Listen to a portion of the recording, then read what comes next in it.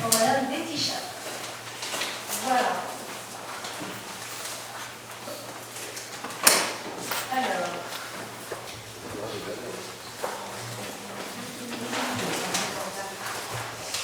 Voilà. Donc, les pouvoirs, c'est faire. Désignation d'un secrétaire de séance. Betty Chat. Très bien, merci. Alors, je vais vous rappeler les comptes rendus des conseils municipaux du 3 février, 25 mai, 2 juin 2020. Voilà, 3 février, c'était la précédente candidature, mais il faut quand même que vous l'approuvez.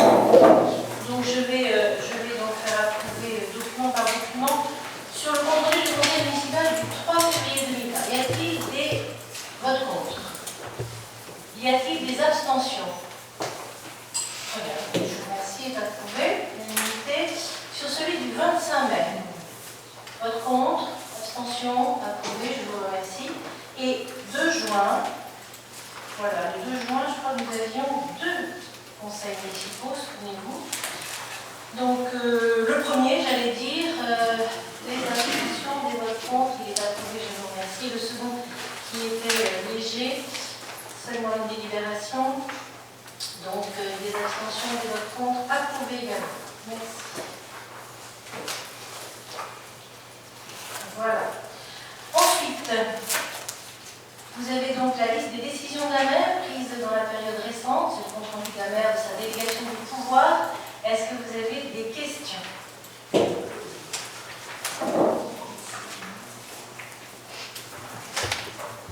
Je n'en vois pas. Si, non. Ok, écoutez, on passe au point suivant, parce que là, on ne vote pas. Merci. Et le point suivant, toujours dans le compte rendu de la maire de sa délégation du pouvoir, il s'agit de la liste des marchés à procédure adaptée. La récapitulation donc des marchés qui ont été passés dans la période qui vient de s'écouler. Parce que malgré le confinement, les dossiers ont continué à avancer. Est-ce que vous avez des questions sur cette liste de marchés à procédure adaptée? Non, je n'en vois pas. Donc, nous pouvons passer au point suivant. Et enfin, le tableau récapitulatif du non-exercice du droit de préemption urbain. Là aussi, donc, à chaque conseil municipal, on fait la liste, on communique la liste. Donc, des mutations foncières. Monsieur Montagne.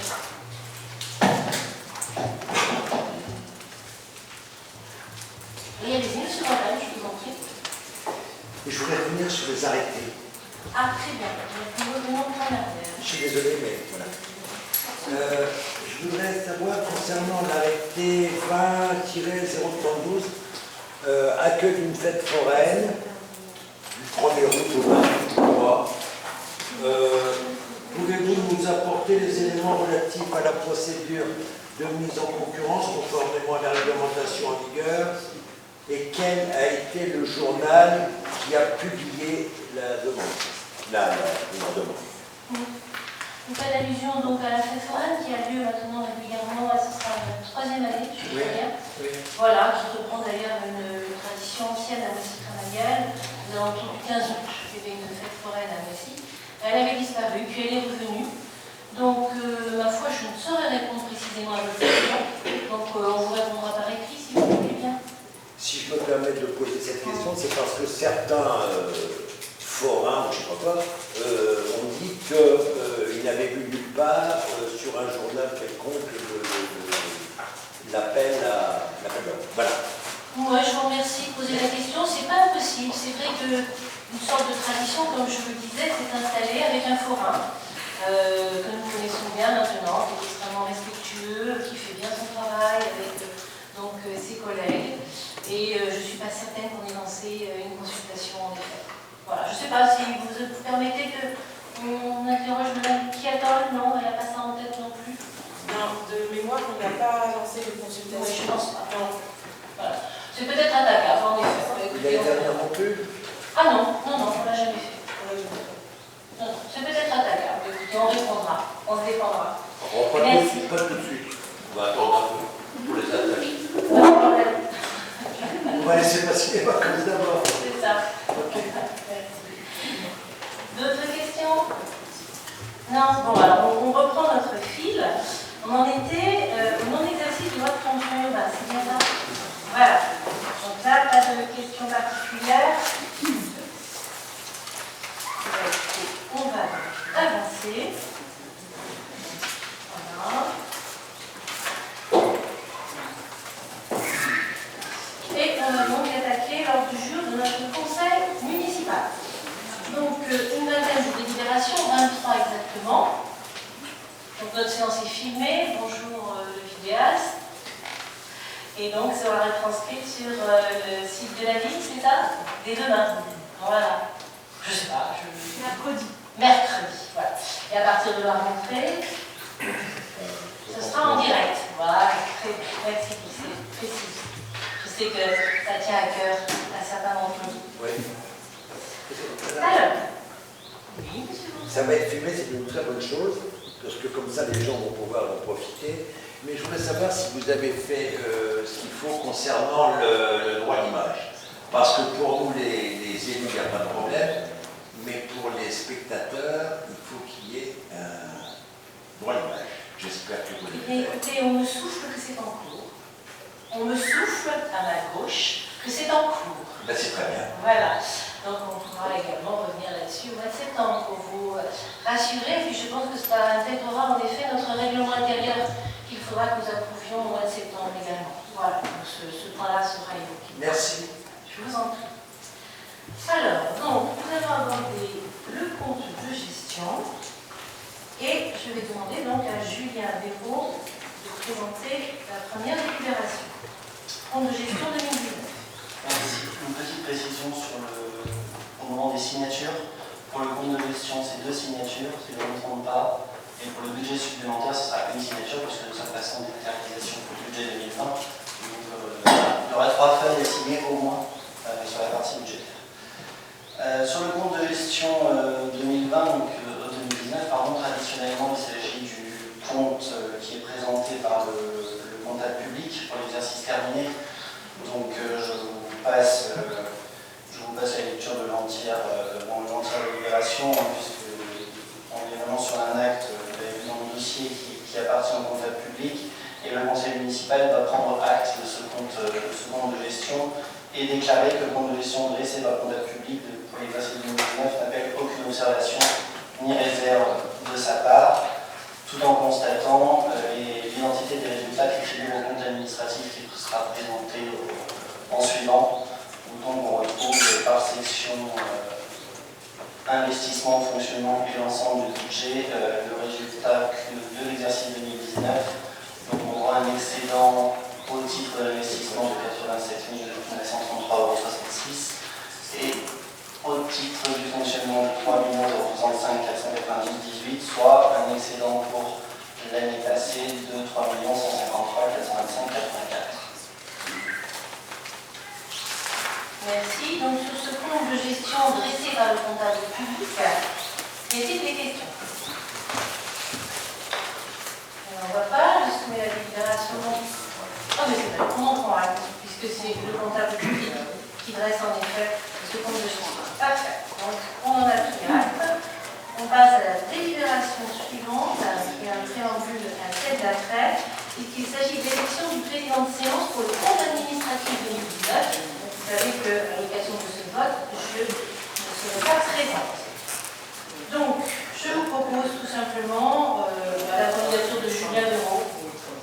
La candidature de Julien Béraud, voilà, pour présider cette séance relative donc, au compte administratif. Pas de problème? Très bien. Alors, le compte administratif, Julien. Alors, nous avons un seul droit.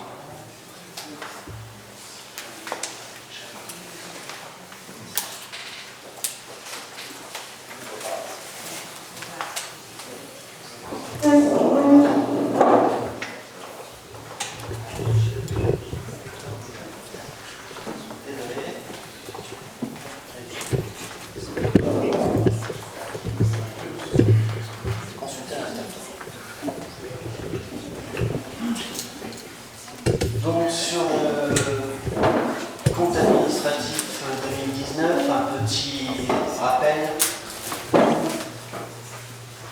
documents textuels, donc on est sur le compte administratif de l'année passée qui doit être présenté au conseil municipal avant le 30 juin. Cette année, on bénéficie d'un délai supplémentaire au 31 juillet du fait de la crise sanitaire. Donc bon, on est dans les temps quand même pour la première partie. Le compte administratif doit rendre compte des dépenses et des recettes de l'année précédente et vient constituer donc l'arrêté des comptes de l'année 2019 pour l'exercice qui nous intéresse. On est donc sur un véritable exercice de bilan financier qui va permettre d'établir l'analyse financière et d'apprécier la réalité de l'exécution du budget avec l'année dernière. Donc en rappel, en préambule sur les autorisations budgétaires 2019 qui avaient été adoptées, déjà vous redire que l'année 2019 était une année particulièrement exceptionnelle en Massy-Cravayel puisque nous avions un niveau d'investissement en autorisation budgétaire qui était équivalent, à peu de choses près, à la section de fonctionnement, et ce qui est quand même assez exceptionnel puisqu'habituellement sur Massy-Cravayel, la section d'investissement est entre 6,5 millions et 7 millions d'euros. Là on le voit dans la diaporama qui est diffusée, dans la slide qui est diffusée, on était surtout en investissement à un niveau de 26,2 millions grâce à l'opération du groupe scolaire Chanteloup et à la crèche des Coquelicots, respectivement pour un peu moins de 9,4 millions sur le groupe scolaire et 2,8 millions sur la crèche des Coquelicots. Donc on est vraiment sur une année très exceptionnelle en termes d'investissement. Et pour la section de fonctionnement, 25 millions, près de 25,7 millions. C'est un niveau assez traditionnel sur moi-ci. Donc je vais vous faire une présentation des deux sections,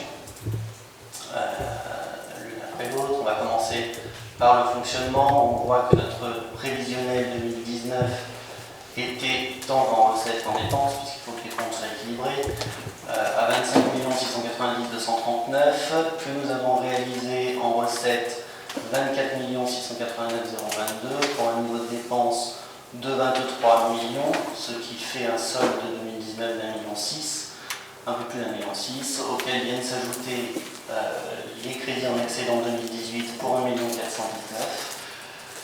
ce qui fait un solde cumulé pour la section de fonctionnement au titre de l'exercice 2019 d'un peu plus de 3 065 492 précisément. Toujours sur la section fonctionnement, donc on voit bien sur les recettes prévisionnelles, nous avons un écart de 418 000 euros supplémentaires réalisés donc, par rapport au BP 2019. Sur les dépenses, nous avons des dépenses en retrait par rapport au BP à hauteur de 2 647 067, ce qui nous crée un excédent de gestion 2019 sur la section de fonctionnement, comme on l'a vu juste avant, de 3 065 492. Donc on a bien une cohérence entre les slides. Sur la section de fonctionnement, nos répartitions de recettes par nature. Donc les recettes, je vous rappelle, un peu plus de près de 24,7 millions. La répartition des recettes se répartit en trois gros pôles. Les impôts et taxes pour 15,6 millions, ce qui représente 60%. Les dotations et participations de l'État et d'autres organismes pour 6,7 millions, soit environ 31%. Et les produits et services pour 1 860 000, les redevances périscolaires, culturelles et sportives, ce qui représente 7% de notre budget de fonctionnement en recettes. Et vous avez des autres recettes à hauteur de 2%. Les écarts les plus significatifs sur l'exercice 2019 en recettes, donc nous retrouvons les écarts par rapport au BP 2019.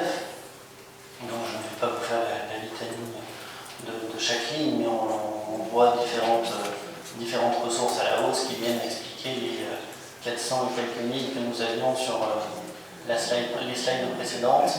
Donc on voit des recettes supplémentaires par rapport à ce qui avait été adopté en BP. Vous le savez tous, on est sur, quand on fait un budget prévisionnel, ou un budget primitif, on est sur des estimations sur certaines recettes. Et la vie de la collectivité va faire qu'on va avoir des recettes supplémentaires, typiquement les taxes additionnelles de droits de mutation. Voilà, il y a un montant estimatif, mais qui est toujours adaptable et on vient le constater justement dans ce compte administratif.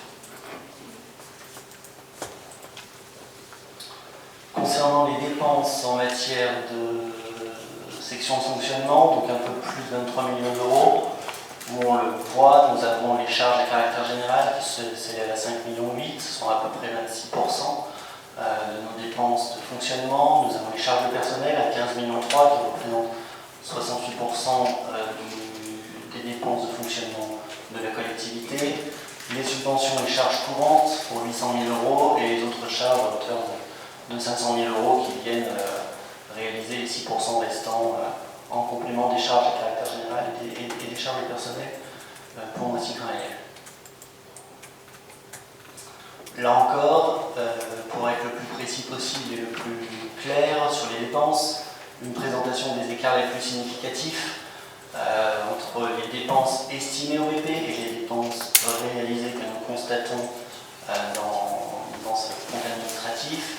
Donc pareil, sur le même principe, je ne vous fais pas une lecture longue et fastidieuse des chiffres et des lignes. On les a dans les dossiers, les cotisations pour ça, qui sont à 178 000 euros, et différents postes qui s'inscrivent en retrait par rapport à nos prévisions de début d'exercice 2019.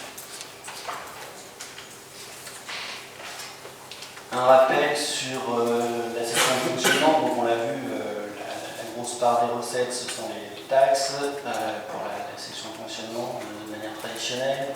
Donc un rappel des taux d'imposition qui sont inchangés en Moissy Cramayel depuis 2009, sauf la taxe foncière sur le bâti qui a connu une baisse de 2% en 2019 et reprise maintenue sur le budget 2020, et la taxe foncière sur le non-bâti à hauteur de 80,70%.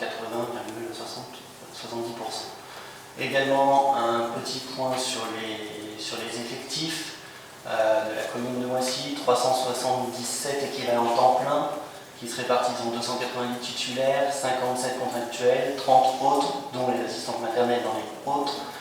Le total des rémunérations et charges pour l'année dernière, on l'a vu, 15 252 338, soit une évolution de 2,71% par rapport à 2018.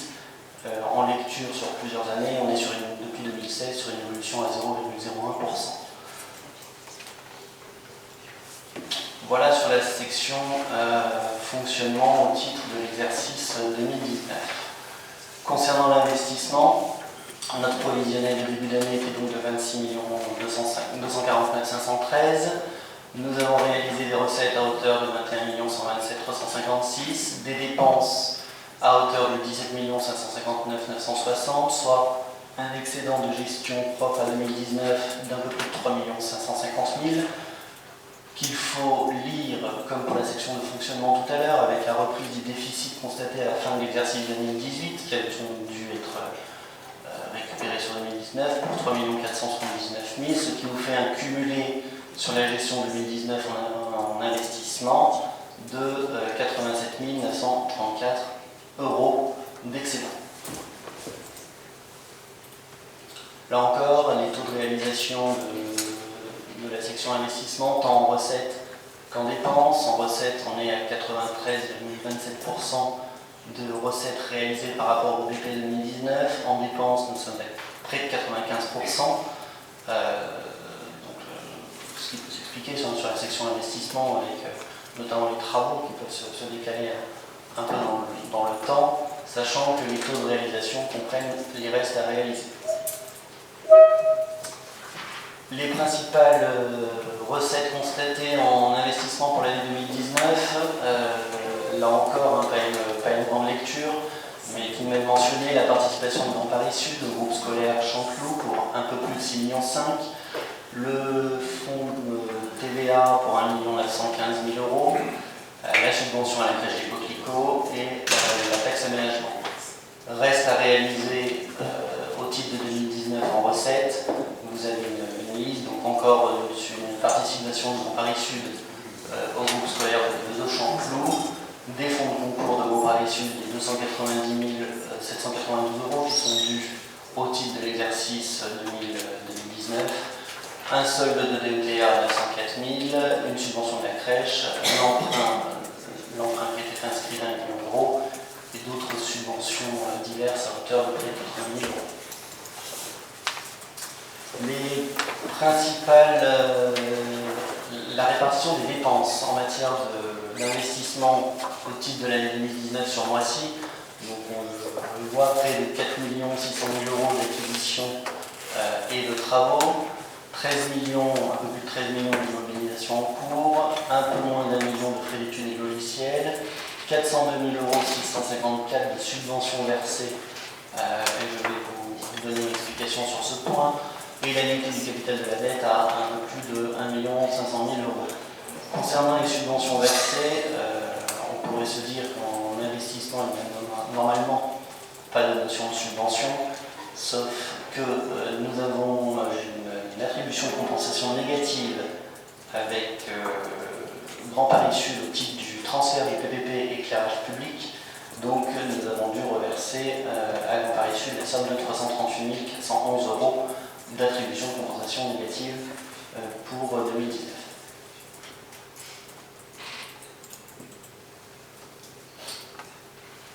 Les dépenses de 2019 présentées sous une autre forme, sachant que les restes à réaliser sont inclus. On le voit, l'investissement sur le scolaire, qui était un engagement fort, qui l'est toujours, avec une précision, on est à 1 185 000, mais hors Champclou et la crèche. Et vous voyez sur les différents bâtiments de la collectivité des investissements qui ont été réalisés tout au long de l'exercice. Également des investissements sur l'espace public avec les voiries communales, l'aménagement de l'espace public, la requalification du centre-ville et l'entretien des espaces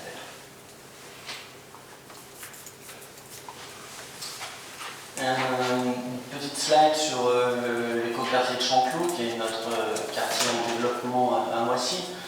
Donc on le voit, la répartition sur le groupe scolaire Champclou, nous trouvons 9 892 000 euros au titre de l'année 2019 en section d'investissement. La crèche Les Coquelicots pour 3 061 qui sont conformes au montant précédemment présenté. Les restes à réaliser 2019 qui correspondent aux dépenses qui n'ont pas été mandatées au 31 décembre 2019, comme je le disais, les opérations de travaux qui sont en cours ne sont naturellement pas facturées, et certaines recettes qui ne sont pas réalisées ou qui sont un peu décalées dans le temps. Donc en dépenses, nous avons un reste à réaliser de 3 892 429 euros et en recettes de 3 354 720 euros. Pour le compte administratif 2019, l'affectation du résultat, nous avons un disponible à affecter en fonctionnement de 2 615 716 que la collectivité peut affecter dans sa totalité en recettes de fonctionnement, dans sa totalité en recettes d'investissement, ou bien en le répartissant entre le fonctionnement et l'investissement.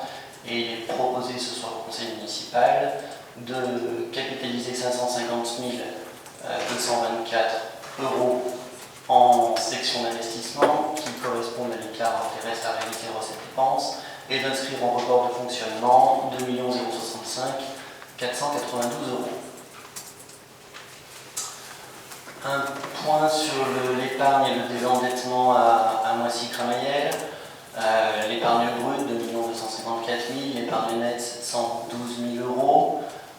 Et surtout un point sur le désendettement où on le voit au titre du compte administratif 2019, un désendettement de 8,49 ans qui apparaît à la hausse, mais sur l'exercice 2019, un pré-relais a été réalisé qui fait, dans l'attente d'une subvention sur les travaux réalisés à Champclou, ce pré-relais va être rapidement remboursé grâce aux subventions obtenues.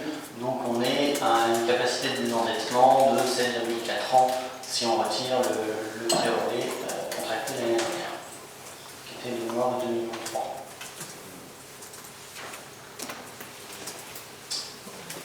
Enfin, dernière slide, donc on a pris acte du compte de gestion du comptable public, donc il faut compte administratif et le compte de gestion du comptable public soient concordants.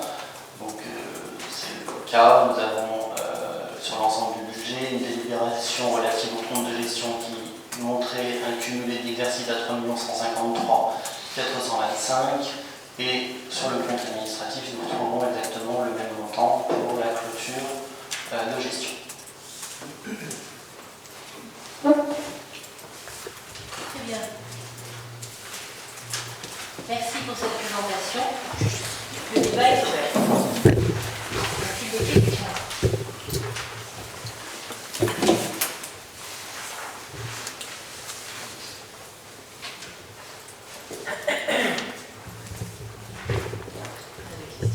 Écoutez, la présentation a été claire, on félicite le rapporteur. Et je vais lui passer la parole pour faire approuver donc, ce compte administratif et me retirer. À tout à l'heure.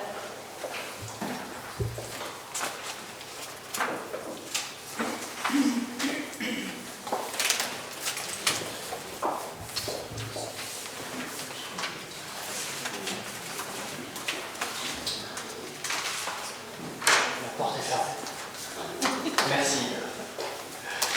Donc sur le compte administratif 2019, il est proposé au conseil municipal de donner acte de la présentation du CA qui se résume dans le tableau que nous retrouvons dans le dossier qui a été transmis, de constater les identités de valeur avec les indications du compte de gestion relative aux résultats de l'exercice, de reconnaître la sincérité des restes à réaliser, d'arrêter les résultats définitifs tels que résumés ci-dessus, décide, et c'est un rappel par rapport à la présentation, que l'excédent de la section de fonctionnement, soit 3 065 492,18 €, sera affecté comme suit, compte 002, report fonctionnement par un 2 035 492,18, compte 1068, excédent de fonctionnement capitalisé pour un montant d'1 million d'euros, et inviter la maire à signer tous les documents relatifs à cette affaire. Y a-t-il des abstentions sur le compte administratif? Des votes contre. Le compte administratif est adopté à l'unanimité. Je vous remercie.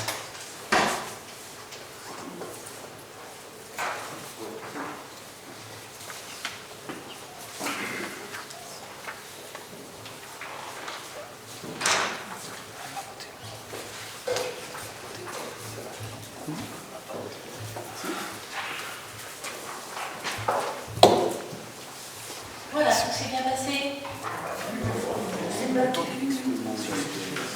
Parfait.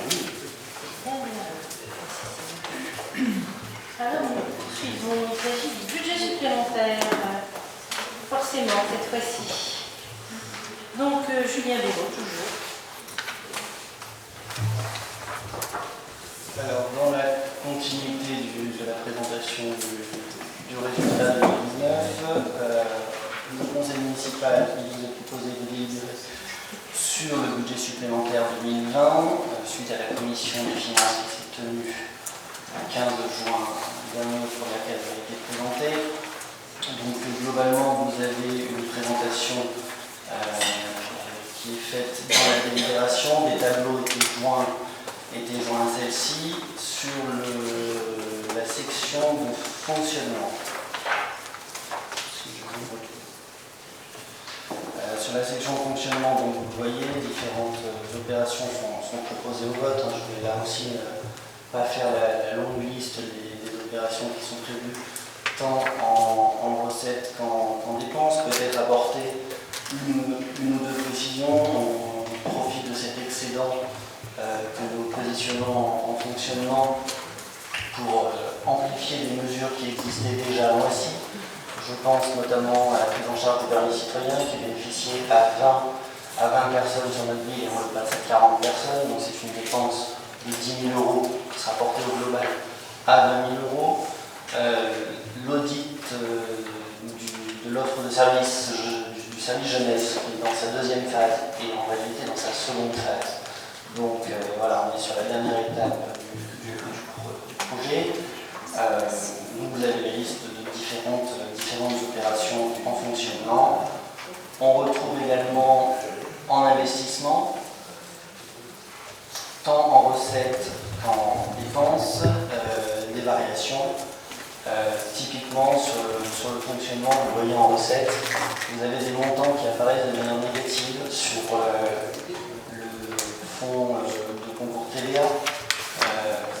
C'est typiquement les travaux qui ne se terminent pas immédiatement et qui se décalent un petit peu. Donc on ne peut pas récupérer le fonds de concours TVA en 2020 sur la base des travaux payés en 2019 à hauteur qu'on aurait souhaité, à la hauteur qu'on aurait souhaité, mais le décalage se fera sur 2021 puisque nous aurons la fin des travaux cette année, donc on aura la TVA l'année prochaine.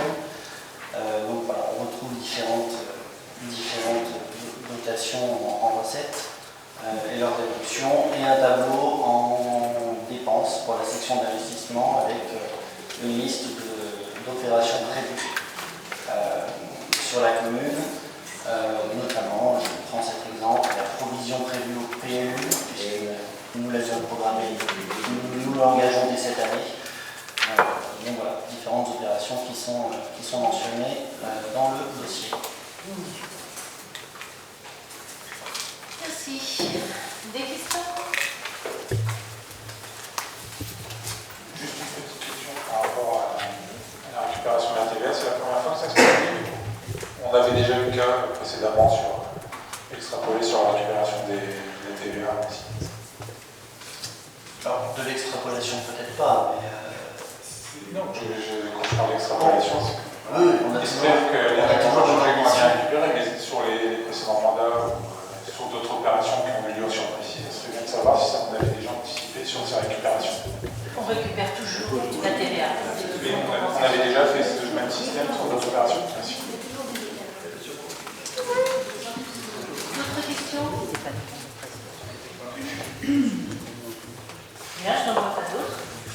Eh bien, écoutez, donc, je vais vous proposer de fixer la durée d'amortissement de l'attribution de compensation à la communauté d'agglomération à 1 an, d'autoriser donc les inscriptions budgétaires mentionnées sur la fiche que vous avez sous les yeux et d'approuver la modification du tableau des subventions. Voilà, c'est quelques subventions qu'on va rattraper à l'occasion du budget supplémentaire. Je passe au vote. Y a-t-il des abstentions? Des votes contre? Monsieur Duez et Monsieur Wurst. C'est clair pour l'administration? Très bien. Je vous remercie. Le budget supplémentaire, donc, 2020 est approuvé.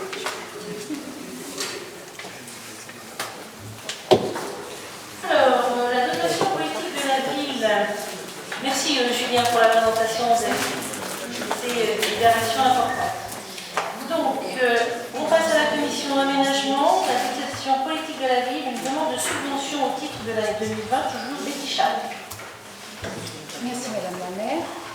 Donc cette délibération vous propose de demander une subvention au titre du dispositif S'il vous plaît. dotation à la politique de la ville, auquel Moissy-Cramayel est éligible.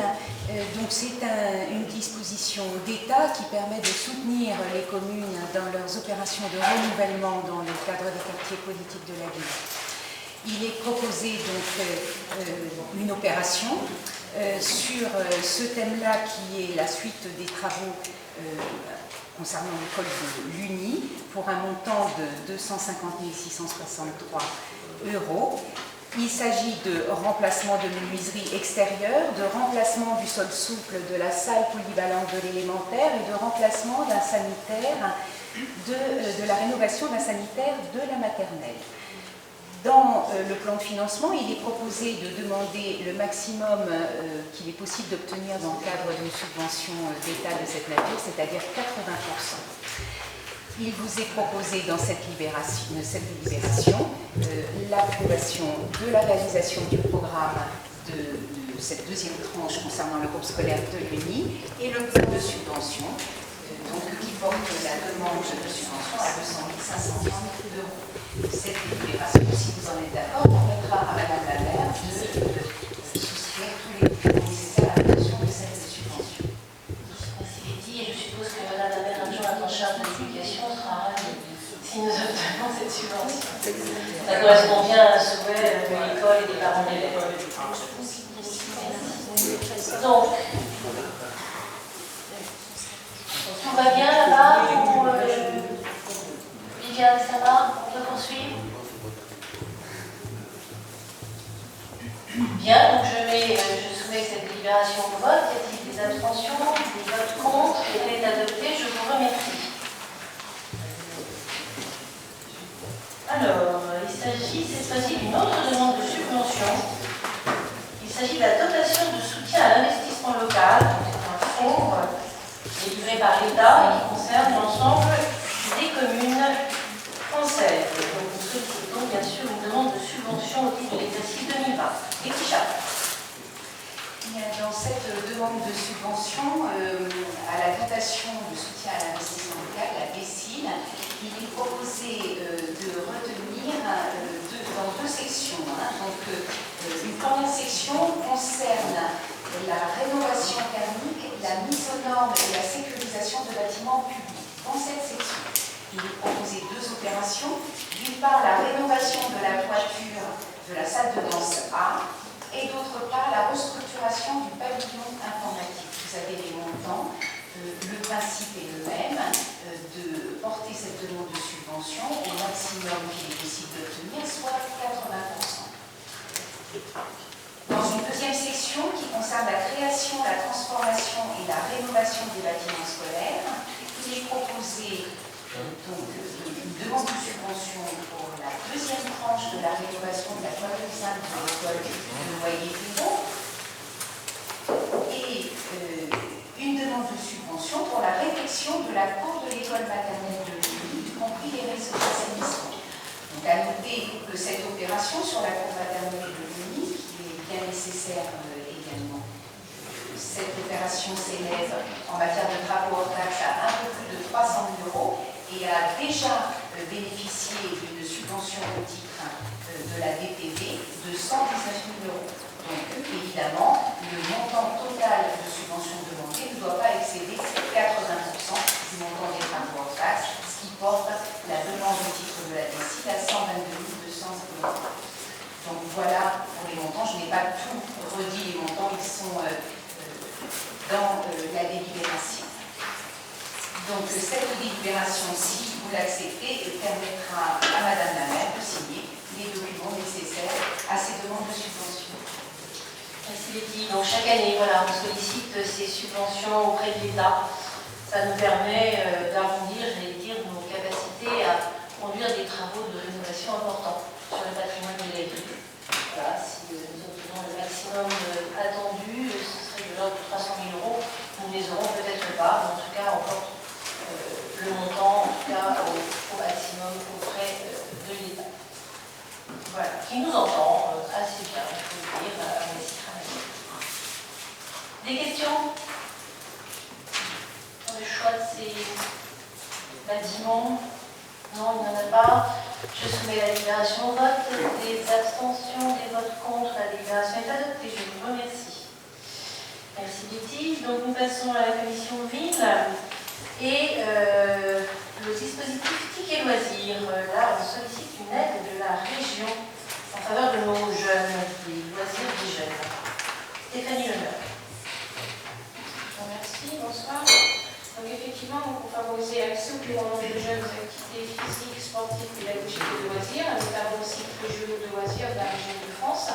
Donc pour ce qui nous concerne, les plus proches sont en Seine-Maritime, Bois-le-Roi, Butier, Javeline, Annette, Vert, Torcy, et dans l'Essonne, donc Étampes et les Port-Rousselis à travailler. Donc à l'instar de 2019, il peut être octroyé à la commune, au titre de ses activités jeunesse, organisées par notre service jeunesse municipal, 450 tickets loisirs d'une valeur unitaire de 6 €.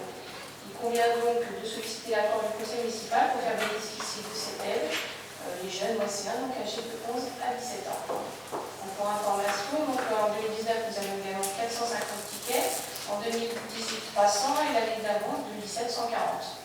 C'est un dispositif qui monte également en puissance. Merci Stéphanie. Des questions sur ce dispositif régional? Bonsoir. Bonsoir, Madame Valli. Est-il possible d'avoir des éléments chiffrés sur le nombre de jeunes concernés par le dispositif? Est-ce que l'ensemble des tickets sont utilisés depuis la mise en place du dispositif? Je crois savoir que oui. L'ensemble des tickets est utilisé. Mais je laisse préciser peut-être à Stéphanie. Effectivement, oui. Donc, c'est pour ça que nous renouvelons les 450 justement. D'autres questions? Et concernant les critères, est-ce que ce sont des critères qui sont définis par la région? Est-ce que la ville a la possibilité de confirmer et d'ajouter d'autres types de critères pour toucher un public éventuellement beaucoup plus large? Je ne sais pas si on peut vous répondre, séance du conseil. Oui. Et que dans le règlement d'intervention de ticket loisirs sur la convention, donc il y a pas mal de choses qui sont expliquées. Donc, je ne peux pas vous répondre précisément, mais ce sont des critères régionaux. C'est un dossier qui a été exposé en commission ville, j'imagine. Oui, bien sûr. Sauf que je ne siège pas en commission ville. Oui, mais vous avez des collègues dans votre groupe qui siègent, n'est-ce pas? Peut-être que la question n'a pas été posée. Ou bien vous êtes satisfaite de nos réponses, ou bien vous souhaitez fouiller le sujet et on se tient à notre disposition. Voilà. D'autres questions? Je n'en vois pas. Donc, je soumets cette délibération au vote. Les abstentions des votes sont approuvées. Je vous remercie. La délibération suivante. Une convention d'objectifs et de financement entre l'association Sénart-Moissy et la ville de Moissy-Cramayel. Sénart-Moissy, c'est le club de football Sénart-Moissy et c'est Brice Lawine qui rapporte. Je vous remercie. Bonsoir. Dans le cadre de notre politique de soutien et d'encouragement au sport, la commune de Moissy et l'association de foot Sénart-Moissy inscrivent chaque année leur partenariat dans le cadre d'une convention d'objectifs. Il s'agit donc aujourd'hui de conventionner pour la saison sportive 2020-2021. Selon les termes de cette convention, l'association s'engage entre autres à la mise en œuvre d'initiatives favorisant la citoyenneté des jeunes, la formation et la cohésion sociale. La commune, à son tour, s'engage à un financement de 63 000 €, dont 5 000 € pour les frais de fonctionnement des matchs de l'équipe senior qui évolue en cadre. La convention d'objectifs pour la session 2020-2021 se trouve bien entendu à la page 618 du document de l'intégralité.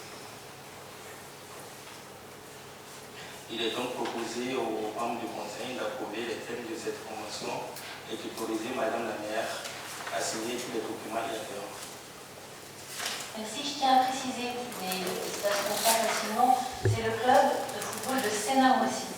Ça signifie que l'agglomération Grand Paris Sud, obéissant à des critères qu'elle a elle-même définis, bien sûr, verse également une subvention à ce club sportif, une subvention qui reste importante puisqu'elle était donc l'an dernier de 50 000 €. Et bien sûr, l'agglomération ne verserait pas de subvention si la ville ne le faisait pas non plus. Voilà. Réciprocité, si je puis dire. Voilà. Y a-t-il des questions sur cette convention qui est donc présentée chaque année au conseil municipal? Oui, monsieur Duel. Oui, monsieur. Une petite remarque, on avait dit que c'était la subvention, je pense que c'est le même montant qui était reconduit l'année dernière. Oui. On avait dit que ça revenait peut-être dessus en diminuant si le club n'était pas monté, mais le confinement, on ne saura jamais s'ils étaient reconduits ou pas.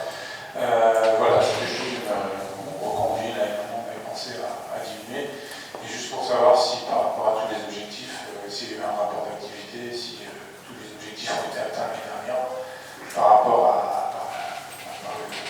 la régionale 1, mais par rapport aux engagements citoyens de ce club par rapport au Moissien, qui je crois 54% de Moissien ce club. Et une autre petite anecdote par rapport au vote, juste pour m'exprimer pour M. Gers qui m'a indiqué voter contre cette délibération. Voilà. Merci. Merci. Brice, je te laisse répondre. Donc, effectivement, la convention, notamment le montant est révisible et ça dépend du bilan certifié que le club présentera en mois de septembre. Donc, c'est révisible. Et pour le moment, le bilan, ça va être présenté cette semaine et le bilan certifié que ce viendra le mois de septembre. Il nous sera communiqué aussi en commission, je pense. Tout à fait possible, bien sûr. Bien sûr. Et, Oui, monsieur Tojon. c'est juste pour ajouter un peu, parce que je suis un peu de près, plus que intéressé au football. Pour savoir que le club de Moissy travaille pas. Oui, donc je disais qu'il faut savoir que le club de Moissy travaille sur les sections U14, excusez-moi, sont montées en R1. C'est vraiment des clubs de ligue, donc UCS c'est pareil. Et il y a aussi l'équipe senior, donc la R3 qui est montée en R2. Donc vraiment de belles performances sportives.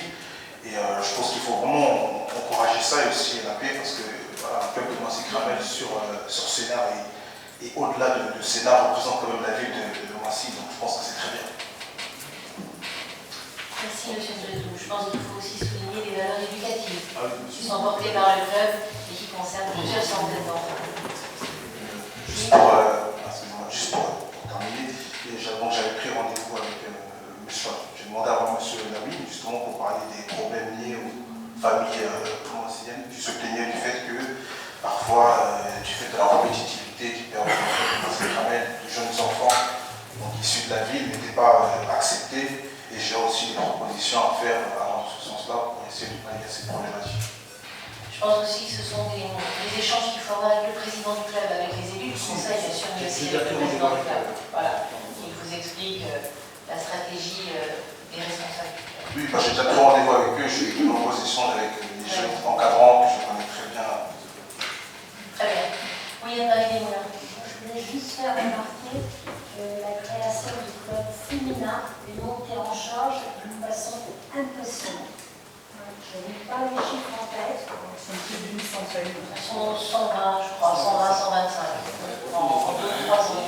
Il va y avoir une obligation de classe sportive féminine à la J'en profite pour vous donner une information qu'on a eue évidemment suite à la crise sanitaire que l'on vient de traverser. L'agglomération Grand Paris Sud, à notre demande, a accepté de reprendre complètement le terrain d'honneur Paul Raban, qui est aujourd'hui en herbe et qui est abîmé, qui est détérioré, qui a déjà une certaine ancienneté. Donc à ma demande, l'agglomération a accepté de refaire ce terrain et de le refaire en synthétique.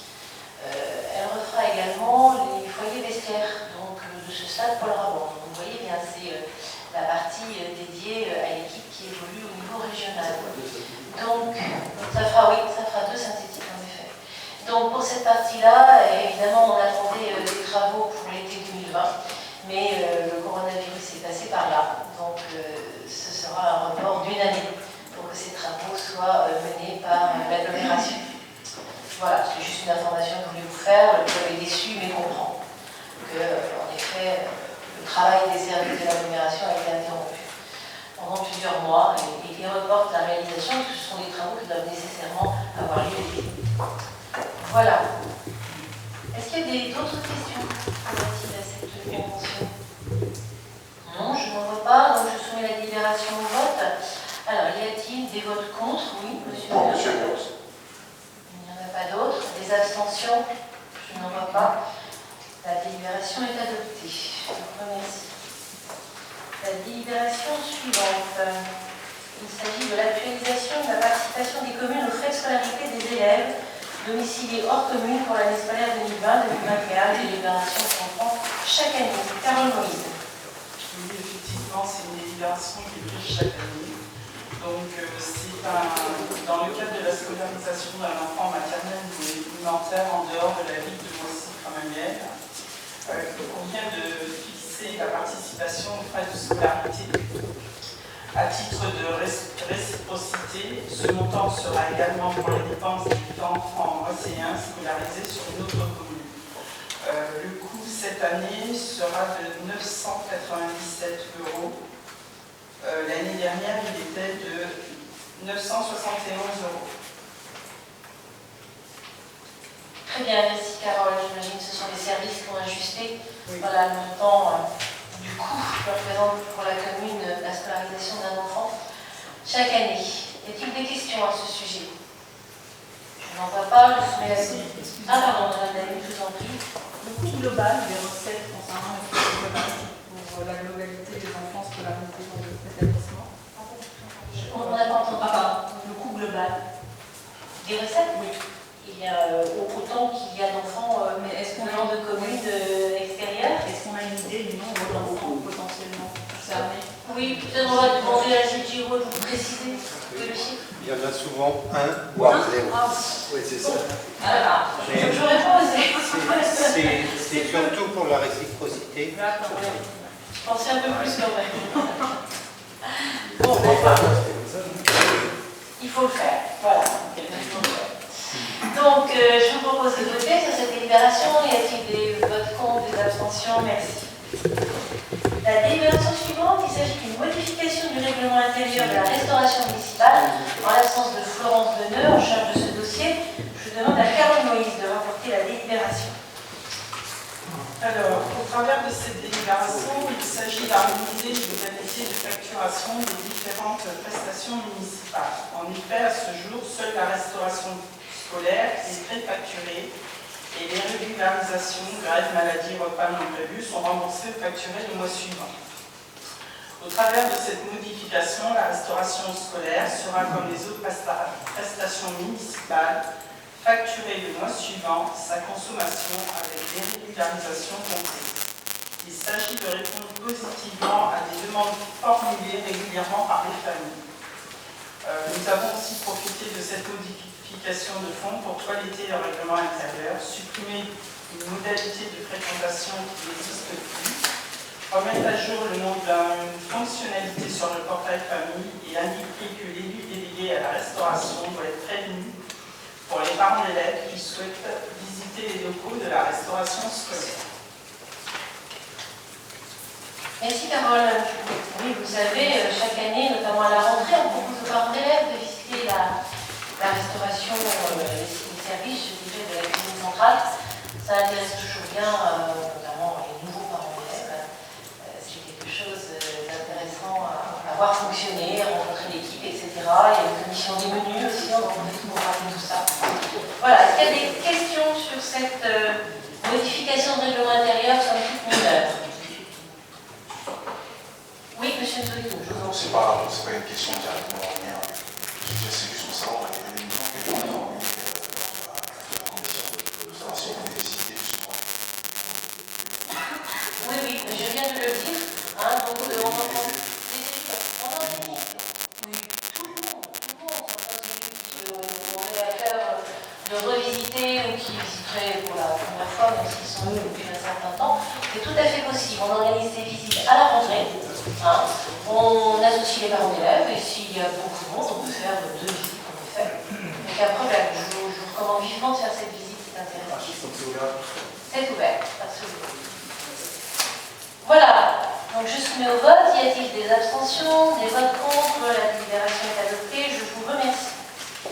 Alors, on va passer, merci Carole, on va passer à la solidarité maintenant avec une convention d'adhésion de la ville au Fonds de solidarité logement pour l'année 2020. Rapporteur Kelly Douguet. Merci Madame la maire. Le FSL, c'est le Fonds de solidarité pour le logement, c'est un fonds social géré par le conseil départemental qui intervient auprès des ménages en difficulté sous la forme d'aide financière ou de prêt pour accès au ou le maintien dans le logement, mais également pour paiement de factures liées aux consommations de fils. Madame Bani avait souhaité savoir il y a eu combien de ménages qui ont été aidés dans ce dispositif en 2019. Il y a eu 163 ménages pour un coût de 97 967 €. Et le FCL maintien, il y a eu 29 ménages pour un coût de 44 757. Le FSL accès, il y a eu 18 ménages pour un coût de 17 373. Le FSL eau, il y a eu 7 ménages pour un coût de 735 €. Le FSL énergie, il y a eu 109 ménages pour un coût de 35 102 €. L'adhésion de la commune au FSL permet aussi aux comptataires de bailleurs sociaux qui souhaitent construire de bénéficier d'une garantie d'emprunt par le département en hauteur de 40%, l'agglomération se portant alors garant à hauteur de 60%. La présente convention a pour l'objectif de formaliser pour l'adhésion de la commune pour 2020 pour un coût de 5 352 €, soit 30 centimes par habitant.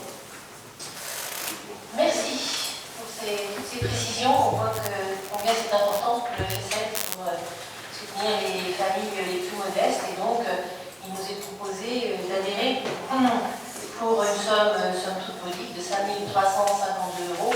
Et ceci est posé comme condition pour que le département apporte sa garantie d'emprunt aux bailleurs qui en ont besoin pour réaliser des logements nouveaux, sachant que l'agglomération complète cette garantie d'emprunt. Le département c'est 40%, le montant de la garantie d'emprunt et l'agglomération 60%.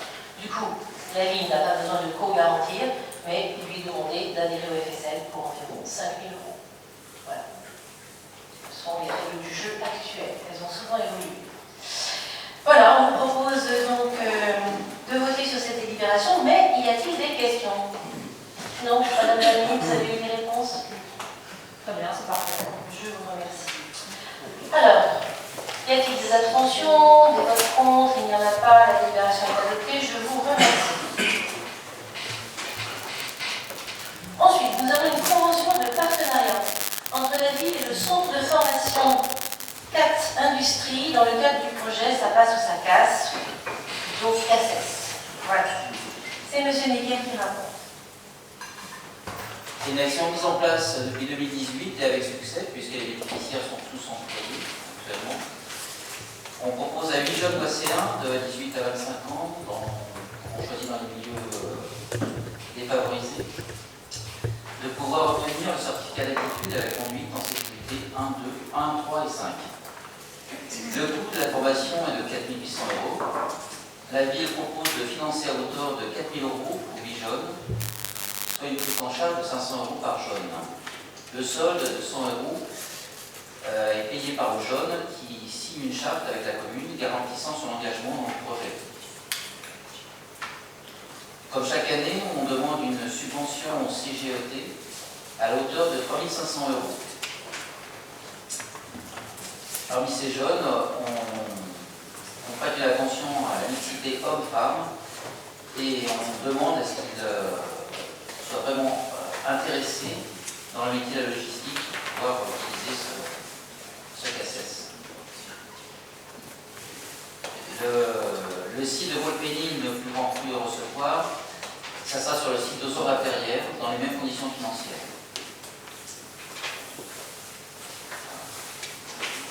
Merci. Donc effectivement, ça fait quelques années maintenant qu'on accompagne des jeunes qui ont besoin de rentrer dans le monde de la logistique, mais qui n'ont pas eu l'occasion, à travers de leurs études ou de leurs orientations diverses, d'avoir accès à cette formation qui a un coût, en effet.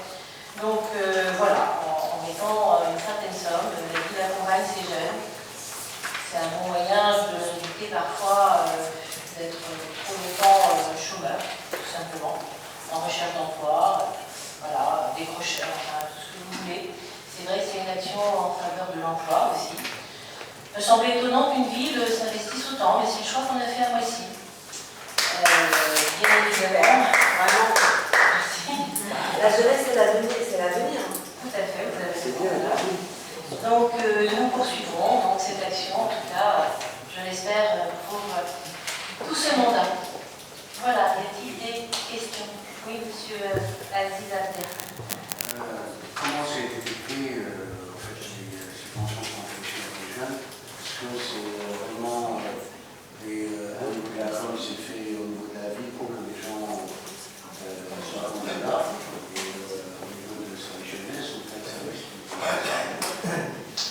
Je crois savoir que oui. Dans le détail, est-ce que quelqu'un peut m'aider, peut répondre à Aziz? Service jeunesse, je pense, est vecteur de cette information. Voici emploi formation. Vous avez entre 18 et 25 ans, être dans un milieu défavorisé et on mixe de hommes et femmes. Je voudrais aussi rajouter qu'il y a Moissy Emploi Formation, oui, également, qui participe fortement dans l'accompagnement des jeunes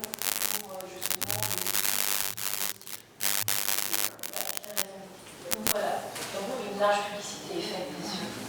Et la preuve, on trouve sans difficulté les candidats chez quelqu'un. D'autres questions? Oui, monsieur Nzoui. Oui, donc c'était une remarque que j'avais faite en commission où j'expliquais que par rapport au type d'activité qu'on a dans notre parc industriel du sort à Moissy-Cramel, il serait intéressant peut-être de remplacer le KC3 par le KC5, parce qu'il y en a 5 plus, parce qu'il y en a beaucoup sur Moissy, que ce serait peut-être plus intéressant que le KC3 est effectivement plus adapté pour les bâtiments. C'est ce qu'ils arrivent à faire.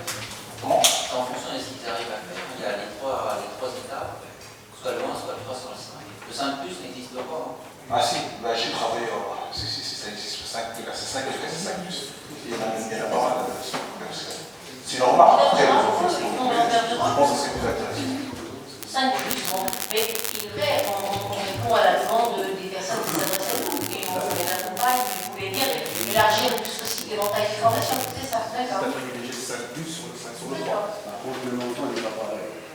C'est bien. Mais bon, si toute l'enveloppe n'est pas utilisée, pourquoi pas? Voilà. Les services regarderont ça. Hein, c'est normal, c'est normal.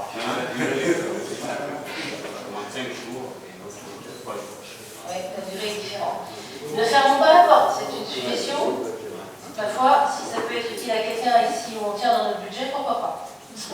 Voilà, merci pour cette remarque. Je soumets la délibération au vote. Y a-t-il des votes contre, des abstentions à noter? Je vous remercie. Ensuite, une petite convention sympathique d'occupation et d'usage à titre gratuit pour la gestion d'un jardin partagé entre la commune et le bailleur social Trois-Moulins Habitat. Natacha Riel. Bonsoir, merci Madame la maire. Donc, dans le cadre des actions quotidiennes au sein de l'espace arc-en-ciel, le service a constaté une très faible implication des locataires de la résidence du Meutero dans la vie sociale du quartier et de la commune. Devant ce constat, donc, une première convention de partenariat a été signée en 2016 entre les deux parties, donc la commune et le bailleur social Trois-Moulins Habitat, TMH, donc, qui permet donc, de mener une expérience de jardin partagé avec les locataires de la résidence sur une parcelle de terrain de 600 m² clôturée, afin qu'ils s'approprient un espace privé commun jusqu'alors inutilisé. Ce type de projet donc, a pour objectif de favoriser la découverte, d'expérimenter, de prendre des initiatives, de devenir plus autonome, de créer du lien, mettre en avant donc, la cohésion sociale, la solidarité entre les habitants. Cette démarche donc, se veut avant tout collective, participative avec les locataires, avec une parcelle commune, donc, des échanges, partage, de la récolte, des événements en commun. La philosophie du projet et donc l'idée principale donc, de faire avec les locataires de la résidence du Meutero, mais également donc, tous les habitants donc, de la commune, donc non pas qu'ils soient acteurs et non pas que consommateurs, mais d'un projet collectif entre jardiniers, plaisir à faire ensemble, partage des responsabilités entre elles vers une potentielle autonomie. Donc, au-delà du lien social, ce projet valorise aussi la nature, le respect de l'environnement, l'écologie, la culture des produits de la terre, et donc aussi le rapport donc, de la terre au cœur des villes encourage donc, les démarches des citoyens. Donc la présente convention a pour but de reconduire pour 3 ans les engagements des deux parties dans ce projet, dont les objectifs s'inscrivent parfaitement dans le projet social de l'Arc-en-Ciel signé avec la CAF 77. Pour information, 7 jeunes de 15 à 19 ans ont fabriqué une cabane sous forme d'abri jardin qui ont permis de stocker les outils et les graines qu'ils peuvent utiliser. D'autres projets sont également en cours dans le cadre du partenariat avec le service Petite Enfance et le centre de loisirs légal. Merci Natacha. Oui, je vous disais tout à l'heure, c'est vraiment un joli projet. C'est maintenant de l'organisation. Je me souviens d'être allée l'an dernier, ou même il y a 2 ans, avec Anne-Marie Moulin, à l'inauguration de cet espace potager. Vous avez compris, c'est niché au cœur donc, de la résidence de Meutero. résidents volontaires de participer à une action sociale, environnementale. C'est vrai que dans ces temps, on parle beaucoup de la Convention citoyenne pour le climat. Ce genre d'initiative rentre parfaitement, à mon avis, dans ce contexte-là, avec sensibilisation des habitants aussi à la nature, à l'environnement, à la production de fruits, de légumes. Cela fait rire tout le monde, et tous les âges. Ça qui est très sympathique. Un grand bravo au passage à notre équipe du Centre social qui porte vraiment ce projet et qui le porte très bien. Enfin, de mon point de vue. Voilà. Est-ce qu'il y a des questions sur cette convention donc à renouveler avec le bailleur et la disposition de foncier tout simplement? Il nous donne peut-être un primat qui finance peut-être quelques... Oui, puis ils doivent financer aussi quelques frais, j'imagine. Mais bon, je sais pas. C'est ouvert à tous les moisirs. Oui, c'est pas uniquement réservé aux résidents. C'est une expérience, c'est vrai qu'on a la volonté, l'envie de multiplier comme ça les initiatives de création de jardins partagés, de potagers, etc. Et celui-ci a déjà un petit peu de recul, et on voit que ça marche. C'est encourageant. Voilà, sur cette convention, y a-t-il des questions? Juste une remarque dans la argument pour partager, parce que je pense que c'est important, ce que j'avais indiqué lors de la commission sur le sujet, notamment pour saluer effectivement le travail des équipes, puisque c'est jamais simple de travailler dans ces domaines-là, et c'est important, d'autant plus sur la question de la mobilisation des publics, et que les publics puissent rester acteurs dans la durée. Et effectivement, ça passe par l'engagement du professionnel. Et je tiens à le saluer, parce que c'est important pour les professionnels d'avoir cette reconnaissance et d'être encouragés dans cette démarche qui nécessite vraiment un engagement dans la durée. Et c'est un projet qui, moi, me tient à cœur et qui me paraît important et qu'il est nécessaire pour ma part de saluer. Merci.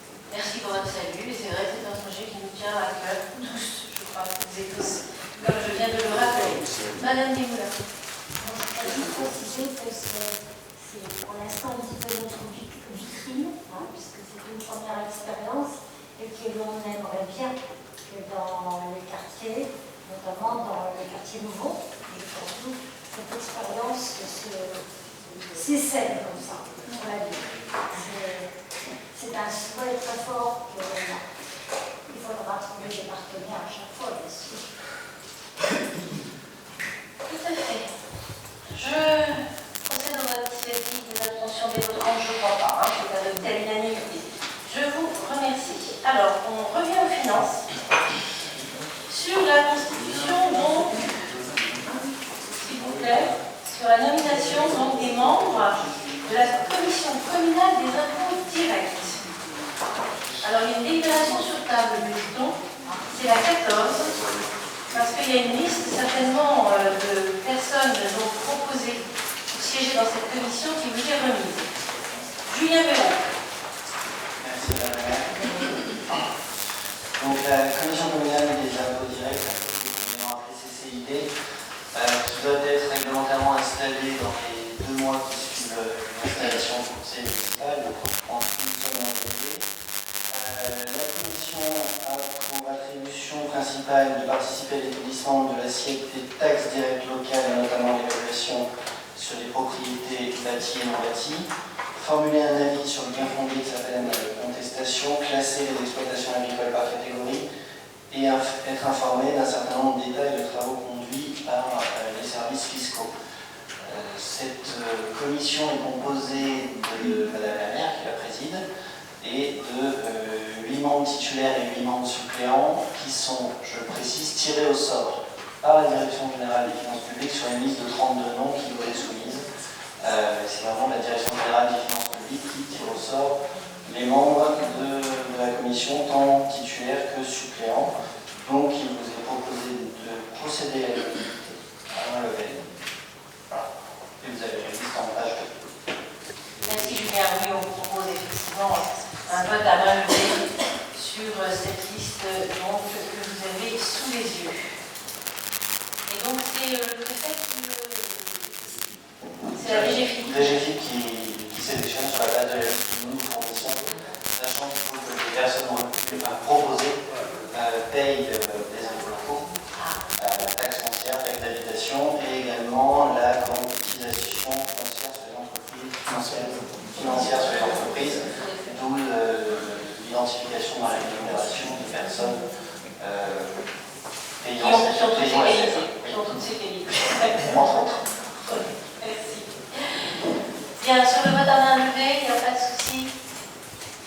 n'en a pas. Donc sur cette liste, des questions? Non. Bien écoutez, je soumets la délibération au vote. Et puis des abstentions, des réponses, elle est adoptée à l'unanimité. Je vous remercie. Ensuite, admission en non-valeur. Ça aussi c'est habituel, Julien. Alors, au titre des admissions en valeur, le comptable public nous a indiqué avoir des difficultés dans le recouvrement de certaines recettes pour une période couvrant de 1989 à 2018. En conséquence, le comptable public demande l'admission en valeur de ces recettes. Ça ne veut pas dire que les sommes ne sont plus dues, mais que le comptable public n'aura plus à réaliser ces actions pour toucher la personne, comme on dit. Donc il est proposé sur un montant global de 77 867,22 € qui figure sur l'état général d'en retenir 12 723,67 €, étant rappelé que le budget primitif 2020 prévoyait un budget de 12 750 €. Donc nous sommes totalement dans ce qui avait été adopté par le conseil municipal. Donc il vous est proposé d'admettre en valeur les créances répertoriées dans le document cité en référence pour 12 723 €. On précise les applications budgétaires, je vous en fais grâce, et inviter la maire à signer toute pièce relative à ces affaires. Merci Julien. Des questions sur ces admissions en non-valeur? Généralement, Et madame? sur quelles prestations, généralement? Est-ce que vous précisez les prestations payantes? Donc, est-ce que c'est plutôt de la cantine, de la crèche, la restauration. Généralement, c'est de la restauration. Restauration et périscolaire, en effet. Voilà, malheureusement, on a constaté à certains moments qu'on n'arrivera pas à recouvrir ces sommes et les admettre en non-valeur. Sur cette délibération, des votes contre, des abstentions et adoptées, je vous remercie. Et enfin, une convention transitoire de gestion du service commun archive entre la communauté d'agglomération Grand Paris Sud-Seine et Saint-Sénard et les communes, la DSI de la Terre-Amac. Donc je rappelle juste le contexte. Les services communs d'archives pour la commune de Moissy-Cramay est créé le 1er juin 2015, réuni aujourd'hui le GPS des communes en 12, les cours courants, l'IX, les RGX, VAD et Moissy-Cramay depuis le 1er juillet 2018. Pour, en effet, par rapport à la convention initiale de création d'un service commun d'archives et de documentation, les membres de ce service-là ouvrent la possibilité à d'autres communes d'adhérer à un service. Donc, vous comprenez très bien que c'est une mutualisation entre les communes pour archiver les documents. Donc la convention de gestion du service commun est arrivée à terme le 31 mai dernier. Donc le GPS souhaite mener une étude sur le service commun des archives et de la documentation et en réinterrogeant notamment son organisation, ses ressources, afin de proposer une convention plus ambitieuse en 2021 jusqu'à 2026. Donc afin de mener cette étude-là, et à terme, d'une manière concrète, une convention transitoire de 7 mois est proposée du 1er juin au 31 décembre, aux conditions actuelles. Donc sans Évry, qui souhaite quitter ce service commun, est proposée à la commune. La précision de cette convention d'archives, donc depuis 2015, à la commune de Moissy, il n'y a plus d'archivistes. Donc une mutualisation d'archives qui est la commune de Moissy est adhérente, souhaite avoir une mutualisation de 3 agences sur ces villes-là. Donc un montant global pour une enveloppe qui était décidée en 2020, c'était à 8 141 €, qui a été voté. Et le montant annuel post-archiviste, c'est 45 295 €. C'est-à-dire si on avait un archiviste ou 2 à la commune. Donc de juillet 2018 à juillet 2019, vous avez été facturé 2 286 € au titre du service commun. Donc c'est une très bonne affaire pour la commune. Donc c'est un archiviste à peu près qui se balade dans les villes adhérentes. Il a occupé 33 jours. En général, c'est cette délibération qu'on souhaite faire avec ce groupe.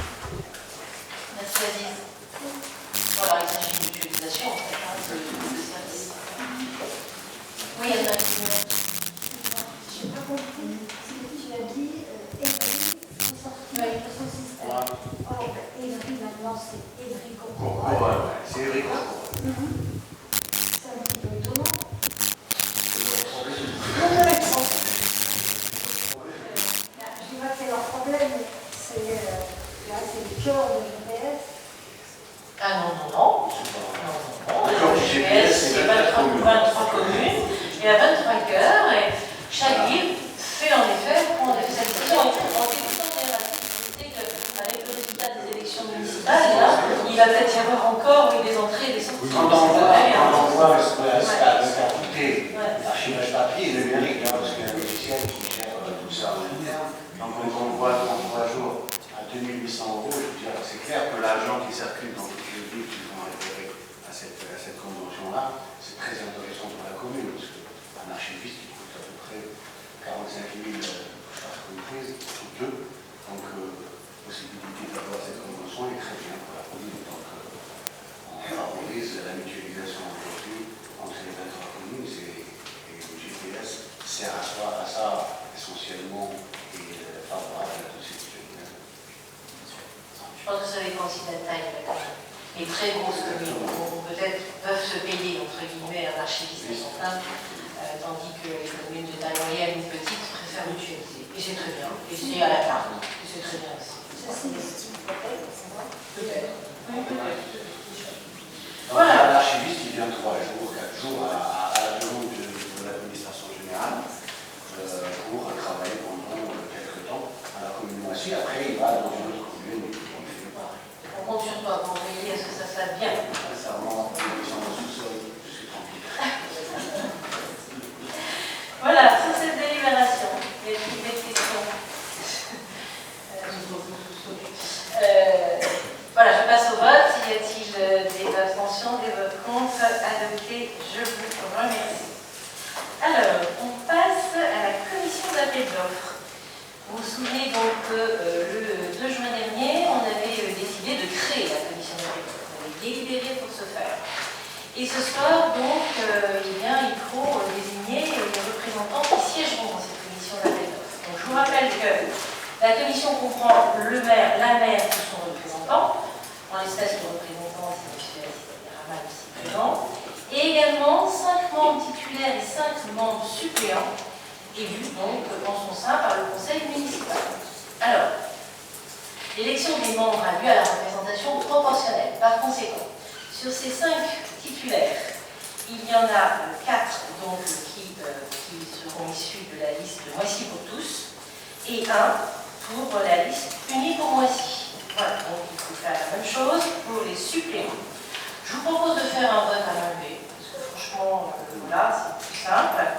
Je ne vous cache pas non plus que les personnes qui étaient intéressées se sont manifestées. Donc, s'agissant des 4 titulaires de la liste Moissy pour tous, j'ai relevé les noms d'Anne-Marie Desmoulins, de Julien Béraud, de Betty Chape et de Marc Malisevich. Les suppléants de cette même liste, Florence Deneux, Didier Lambert, Antonia Berliano, Julien Gawan. Et s'agissant donc de la liste unique pour Moissy, donc en titulaire M. Jean Tauch et en suppléant M. Duès. Je veux dire, faisons ça, si tout le monde est d'accord avec ça, je vous propose de voter tout simplement pour la composition de la commission d'appel d'offres ainsi que je viens de l'énoncer. Tout le monde est d'accord? Tout le monde est d'accord sur cette proposition? Bien, chers collègues, on va considérer donc que les membres de la commission d'appel d'offres sont élus. Et je vous en remercie. Alors, la délibération suivante, c'est un petit peu le même exercice. C'est un petit peu le même exercice. Il s'agit de la commission de délégation de services publics et des concessions. Même chose, 5 titulaires, 5 suppléants, 4 pour la liste Moissy pour tous, 1 pour la liste unique pour Moissy. Le vote à main levée, je le recommande. Je vous indique les noms qui me sont parvenus. Donc, il s'agit de la commission de délégation de services publics. Pour la liste Moissy pour tous, donc les titulaires, sachant que Julien Desroses sera président en mon nom de cette commission. Donc, les titulaires, Abdelaziz Abderrahmane, Anne-Marie Desmoulins, Marc Malisevich, Antonia Berliano. Les suppléants, Florence Deneux, Julien Gawan, Didier Lambert, Denis Cupre. Et donc, le titulaire pour la liste unique pour Moissy suppléant Christian Duez. Ça vous va? On considère donc qu'on est d'accord sur ces candidatures et que la commission est ainsi composée. Je vous remercie.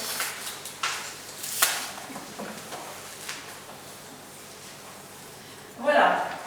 Alors on va passer aux délibérations qui concernent le personnel, qui sont traditionnellement toujours en fin de séance. Merci pour votre patience. Voilà, mais on avance quand même bien, je trouve. Alors il s'agit cette fois-ci d'une délibération autorisant le recrutement d'agents contractuels sur des emplois non permanents pour faire face à un besoin lié à un accroissement temporaire d'activité. Alors en fait, je vais vous proposer de décider de créer 59 postes d'adjoints techniques contractuels pour un total de 2065 heures du 29 juin au 31 août. En fait, il s'agit des jobs d'été. Je pense que vous en avez tous entendu parler, n'est-ce pas? Voilà. 59, sachant qu'on a rempli d'année en année le nombre, parce qu'on est extrêmement sollicité. Je crois que l'an dernier, il y en avait 52. Voilà. Et là, on propose le budget permettant de passer à 59 candidats et de retenir 59 candidatures de jeunes moissiens. Vous connaissez le principe, ils travaillent pendant une semaine. Voilà, ils sont donc affectés à des services qui donc, peuvent les accueillir et leur faire remplir une tâche. Et ils sont rémunérés au prorata, donc le nombre d'heures effectuées sur la base du SMIC, j'imagine. Voilà, donc voilà pour l'essentiel, 59 postes d'adjoints techniques. Également 3 postes d'intervenants psychologues à temps non complet pour un total de 692 heures du 1er septembre 2020 au 2 juillet 2021 dans l'année scolaire. Et donc ces interventions d'intervenants psychologues ont lieu dans le cadre du PRE notamment et également sont affectés à la petite enfance et à l'espace arc-en-ciel. Taux horaire brut de 40 € sur toute la période. Et enfin à l'espace arc-en-ciel, la création de 2 postes d'adjoints d'animation contractuelle. Voilà, une rémunération horaire similaire. Voilà. Pour l'accompagnement scolaire également. Donc ce sont des postes qui nous permettent de faire face à des pics d'activité, également, s'agissant des jobs d'été, vous le comprenez bien, finalement d'avoir un petit rôle social aussi, mais formateur. Et cet aspect-là des choses n'est pas le moindre. Voilà, chers collègues, sur ces créations, avez-vous des questions précises? Oui, monsieur le président. C'est juste par rapport aux critères, est-ce qu'on va demander une nouvelle formation un petit peu plus forte? Justement que non. Voilà, c'est vraiment l'idée des jobs d'été, c'est un petit peu argent de poche aussi. Et puis, formation quand même, j'y tiens, je crois que c'est non, aucun critère. On essaye de faire face à la demande et les jeunes que nous ne pouvons pas donc intégrer l'année, on les intègre l'année d'après. On arrive, voilà, peu ou prou chaque année à accueillir tout le monde. Je dis pas de bêtises quand je dis ça? C'est bien. Absolument. Mixité aussi. Ça me paraît important. D'autres questions, Madame Baldi? C'est bien à partir de 16 ans, c'est ça? C'est 16 ans. 16 ans.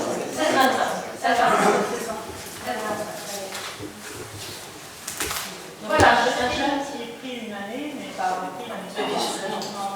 C'est l'idée d'en faire profiter le plus largement possible les jeunes moissiens. Si ça me permet d'adhérer puisse être pris dans ces travaux à partir de ces ans, c'est que tous les jobs d'été à l'extérieur ne prennent pas les jeunes. C'est ça. Et en général, ils attendent qu'ils aient 18 ans, parce que sinon, il y a une législation très contraignante pour l'employeur. Ils n'embauchent pas. Donc, nous, au moins, on donne la possibilité, entre 16 et 18 ans, d'avoir un budget. Bien, merci pour ces précisions. Donc, sur cette délibération, y a-t-il des abstentions, des votes contre? Elle est adoptée. Je vous remercie. La transition, peut-être sur la délibération suivante, bon là, il s'agit d'une seule personne. Il s'agit de la mise en place d'un contrat d'apprentissage. Vous savez qu'aujourd'hui, dans notre pays, l'apprentissage est réhabilité. En quelque sorte, oui, je vois Madame Afou qui est copine du chef. C'est vrai, et c'est tant mieux. Il y a de plus en plus d'apprentis parce qu'il y a l'accompagnement de l'État qui va aller, je le souhaite, en s'accélérant. Bref, à Moissy, on accueille quelques apprentis dans nos services C'est vrai que c'est un coût pour la ville, mais ça permet à un jeune donc, de mettre le pied à l'étrier, pour parler familièrement, de suivre une formation. Ça suppose quand même qu'au sein des services de la ville, il y ait des personnes candidates aussi pour accueillir et pour former, dans le cadre d'un tutorat, je dirais, ces jeunes. Donc là, ce qu'on vous propose ce soir, c'est de mettre en place un contrat d'apprentissage au sein des services espaces verts, qui nous permettrait de recruter un jeune qui a à peine 15 ans et qui donc travaillerait donc, dans le cadre de ce contrat d'apprentissage. Voilà. Donc je peux essayer de vous répondre plus précisément si vous avez des questions complémentaires.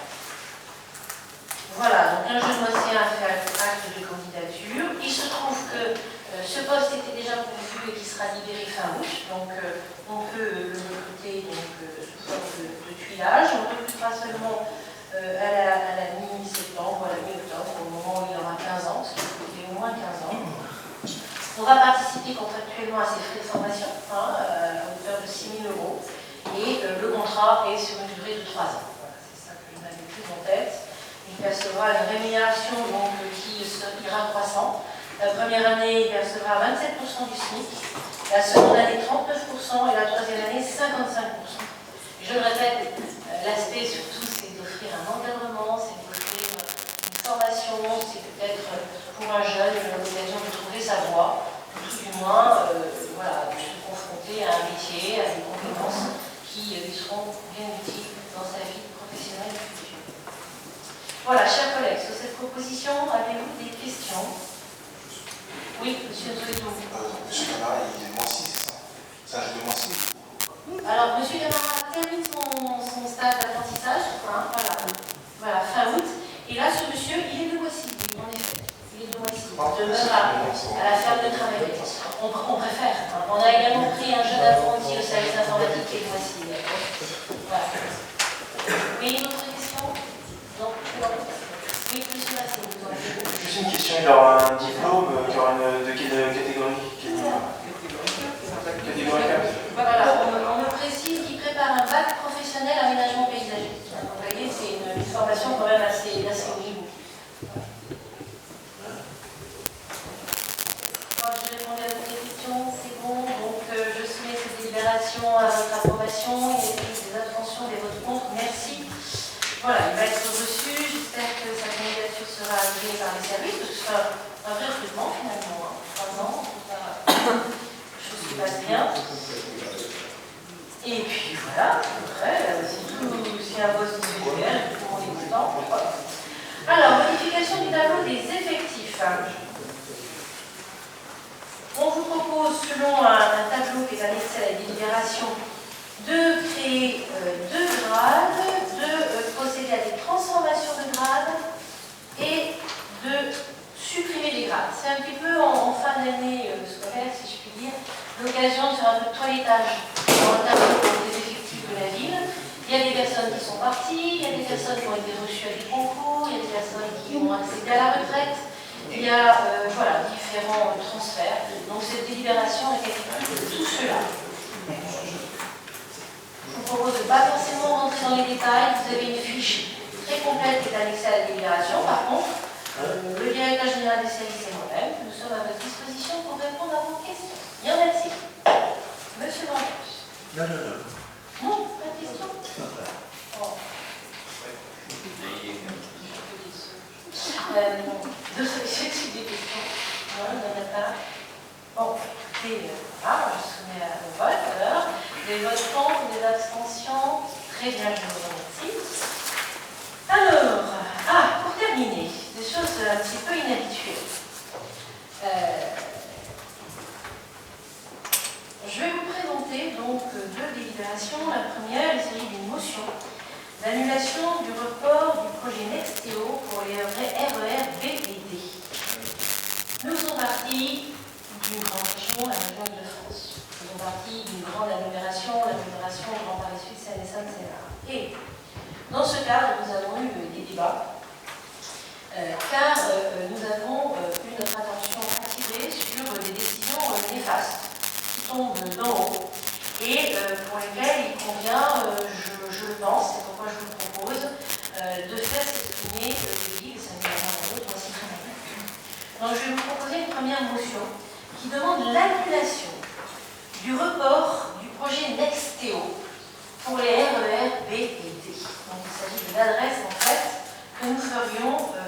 SNCF. En effet, le système d'exploitation automatique Nexteo, c'est un projet, consiste notamment à moderniser la signalisation des lignes B et D du RER. Donc la ligne D du RER, nous sommes concernés. En supprimant le dispositif de feu, permettant ainsi de réduire l'espacement entre les trains, avec pour conséquence la possibilité de rajouter un train par quart d'heure. Imaginez, sur la ligne D du RER, on pourrait rajouter un train par quart d'heure si ce projet, donc intitulé Nexteo, était mené à son terme. Sur la branche de Melun, la nôtre, le nouveau système permettrait de passer de 2 à 3 trains par quart d'heure, soit 8000 voyageurs de plus par heure. Ce projet est cofinancé par la région Île-de-France. C'est d'ailleurs la région Île-de-France qui nous a alertés. La mise en place de Nexteo impliquait en outre le changement de toutes les rames dont la livraison était prévue entre 2021 et 2026. Nos trains sont encore pour certains très vétustes, il faut changer donc les rames. Ça coûte très cher, bien entendu.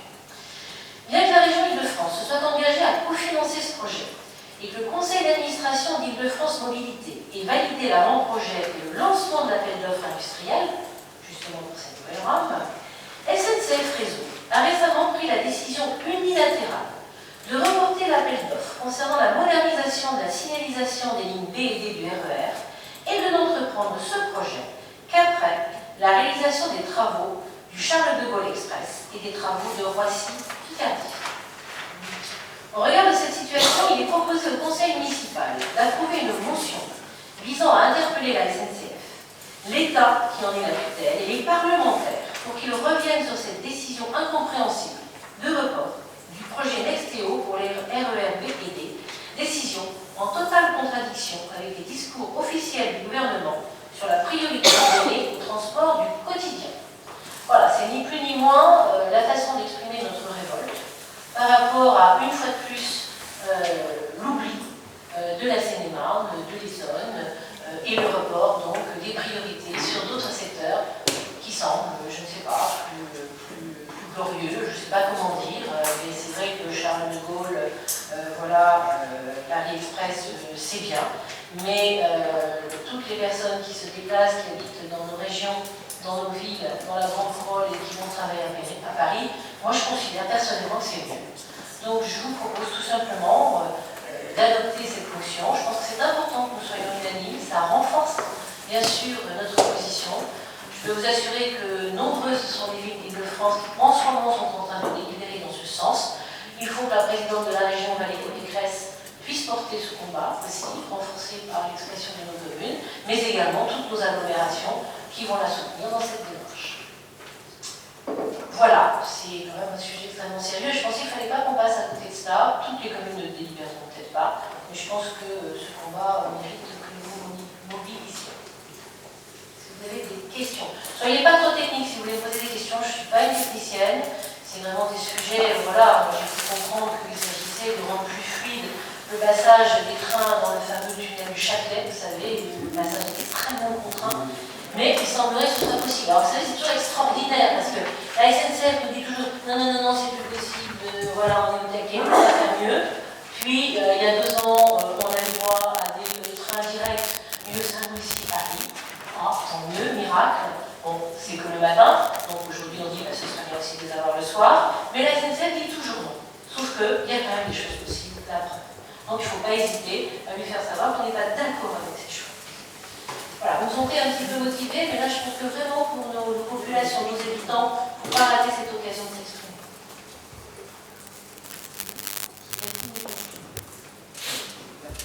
Vous êtes d'accord avec cette proposition, M. Duhaime? On peut que soutenir cette délibération, cette proposition. Je crois que le système, c'est un système qui permet de freiner plus vite et plus fort. Ça permet un cadencement plus régulier des RER. Et j'espère que la SNCF et le gouvernement reviendront là-dessus parce que vous avez des priorités sur d'autres lignes. Donc, en utilisant le RERD tous les jours, ça serait peut-être bien qu'on ait déjà quand ça arrive, parce qu'on s'assure qu'il n'y a pas d'accident. Et si on peut en avoir un peu plus, ça serait pas mal. Je pense que tout le monde peut être que d'accord avec ça en habitant ici. Bravo. Très bien, merci.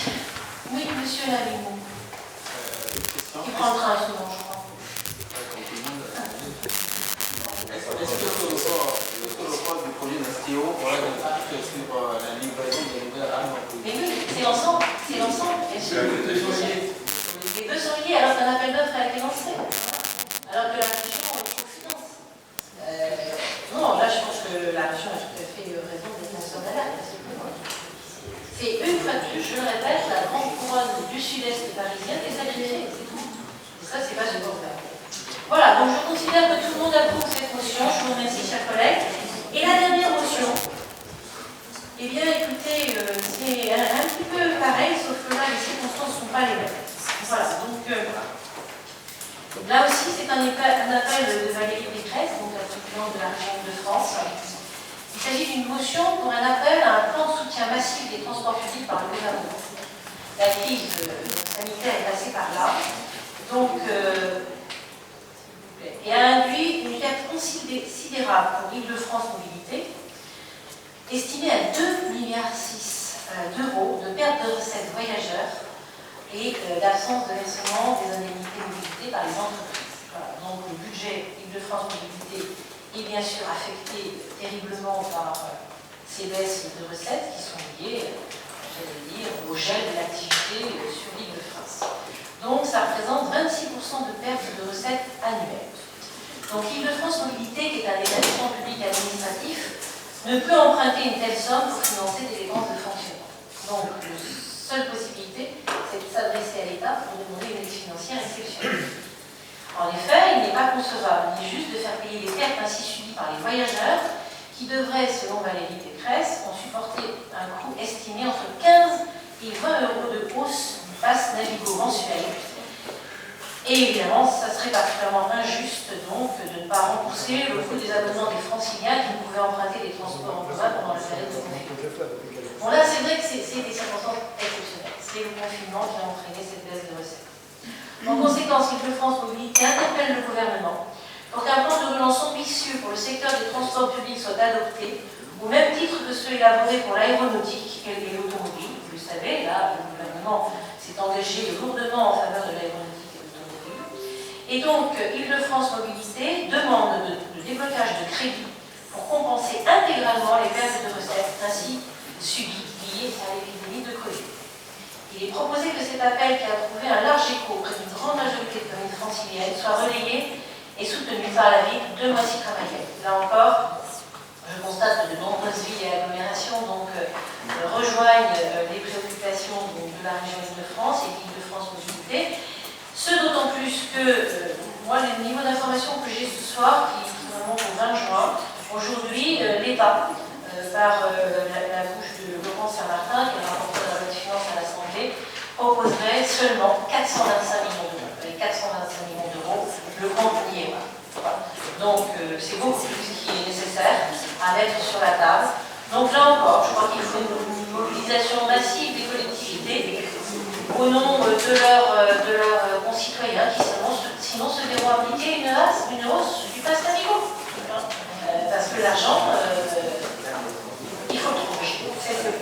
Voilà, chers collègues, donc je vous propose également de soutenir cette motion. Je le ferai savoir dans l'heure qui suit à Valérie Pécresse, de notre conseil municipal. Donc là,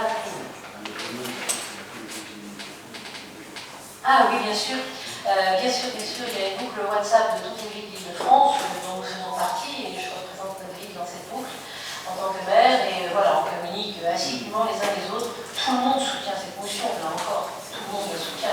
Il faut que l'État, en effet, donne plus. Il y a d'autres régions, alors je n'ai pas les chiffres en tête, mais d'autres régions, évidemment, les pertes ne sont pas aussi importantes dans les autres régions, mais là, qui sont, j'allais dire, mieux servies, là encore, que la nôtre. Voilà, c'est dur d'être sensible. Oui, monsieur le qui sont de l'intérieur, les arguments, c'était de savoir si, en votre qualité de maire, vous pourriez, je ne sais pas, de quelle affaire, voir des lignes de bus. Ce qui est différent dans les régions, c'est les marges. Concernant le projet d'XPO, parce que je travaille dans le milieu aéroportuaire à Roissy-Charles-de-Gaulle. Et alors, madame fait partie du public. Elle a demandé à prendre la parole. S'agissant d'une motion, je propose de la lire. On vous écoute, madame. Merci. Donc, concernant le projet MC, je voulais juste savoir si vous pouviez avoir la main dessus pour voir si le projet des trains RER B et D ne sont pas accordés, moins des bus ou des navettes, parce que ça existe dans les autres départements, à Torcy, autour de Roissy, ça existe. Ça pourrait exister aussi là. Vous avez raison. Donc, simple rappel, la compétence transport, elle est exercée par l'agglomération, puis par la région. Donc, tout ce qui est création de lignes nouvelles passe par une demande de notre agglomération et de la région de France, mais nous pouvons parfaitement faire remonter ce type de demande. Pour le moment, je pense qu'il faut procéder par hiérarchisation, si vous voulez. Je pense qu'il faut vraiment que toutes les villes se mobilisent sur le projet Nexteo. Et puis après, on verra bien ce qu'on peut mettre en place si jamais nous n'étions pas entendus. Je vous remercie, madame, pour votre information. Monsieur Delpy, oui, puis monsieur Delpy, voilà. Oui, simplement pour dire, donc, concernant le problème du sujet que nous évoquons, la problématique que nous avons actuellement, c'est effectivement le B et le D. Pourquoi on parle du B et du D? Parce que les deux RER utilisent le même tunnel en même temps. Donc ce projet-là, effectivement, permettrait, par rapport au feu et, comme l'a dit notre cher collègue, de pouvoir donc, freiner plus fortement, donc effectivement, faire passer plus de trains, qui freinerait plus rapidement dans un gare du Nord, et avec des ça permettrait d'aller beaucoup plus vite. Merci, voilà, oui, je crois que tout ça est à peu près clair, même si c'est éminemment technique, et c'est vrai que souvent les techniciens se font un plaisir de complexifier les choses, mais de fait simple quand même, il faut bien reconnaître. Oui, monsieur Guess. C'est juste pour faire une remarque avec la Denis par rapport avec ça, c'était juste parce que je me suis engagé auprès de l'ANSEA de faire remonter certains problèmes de sécurité au niveau de l'engagement de ligne. Le vendredi, je vous permets qu'on conclue là-dessus. Donc sur cette motion, tout le monde est d'accord? Vote unanime, très bien, je vous remercie. Vous permettez, je vais clôturer donc la séance du conseil municipal. Voilà, à moins qu'il y ait encore des interventions sur les délibérations. Non. Et voilà, donc la séance du conseil est finie. Merci à nos spectateurs.